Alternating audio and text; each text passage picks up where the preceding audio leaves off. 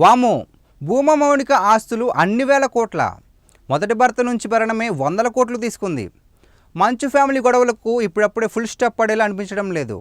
ఒకరి మీద ఒకరు కేసులు వేసుకోవడం నుంచి నిన్న మోహన్ బాబు రిలీజ్ చేసిన ఆడియో టేప్ వరకు ప్రతిదీ వీళ్ళ మధ్య వైరాన్ని పెంచేలానే ఉంది. మరీ ముఖ్యంగా మోహన్ బాబు రిలీజ్ చేసిన ఆడియో టేప్ ఇండస్ట్రీలో కలకలం రేపుతుంది.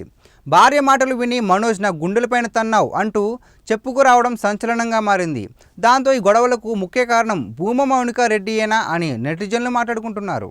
అంతేకాకుండా భూమా మౌనిక రెడ్డిని పెళ్లి చేసుకోవడం మంచు మోహన్ బాబు, మంచు విష్ణుకు అసలు ఇష్టం లేదంట. అందుకే ఎంతో ఆడంబరంగా జరగాల్సిన మనోజ్ పెళ్లి మంచు లక్ష్మి ఇంటిలో అతి కొద్ది మంది గెస్ట్ల మధ్య జరిగింది. మంచు విష్ణు ఫ్యామిలీ సైతం వీళ్ళ పెళ్లికి అటెండ్ కాలేదు. మరోవైపు రీసెంట్గా జరిగిన బారసాల ఫంక్షన్కు కూడా మంచు విష్ణు వెళ్ళలేదు. ఇవన్నీ చూస్తుంటే వీళ్ళ మధ్య గొడవలు భూమా మౌనిక పెళ్లి గురించి అని నెటిజన్లు అనుకుంటున్నారు. మరోవైపు ఈ గొడవల కారణం ఆస్తి తగాదాలు అని కూడా తెలుస్తుంది. భూమా మౌనికకు ఎంత ఆస్తి ఉందని తెగ చర్చలు జరుగుతున్నాయి. ఇక భూమా మౌనిక ఆస్తులు తెలిస్తే ఫ్యూజులు ఎగిరిపోవడం ఖాయం. భూమా మౌనికకు అక్షరాల 2000 కోట్లకు పైగా ఆస్తులున్నట్లు తెలుస్తోంది.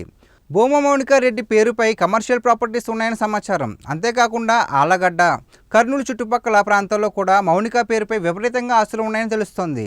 వాటి విలువ కొన్ని వందల కోట్లని సమాచారం. అంతేకాకుండా మౌనిక రెడ్డి మనోజ్ను రెండో పెళ్లి చేసుకుంది. మొదటి భర్త గణేష్ రెడ్డి బెంగళూరులో పెద్ద బిజినెస్ మ్యాన్.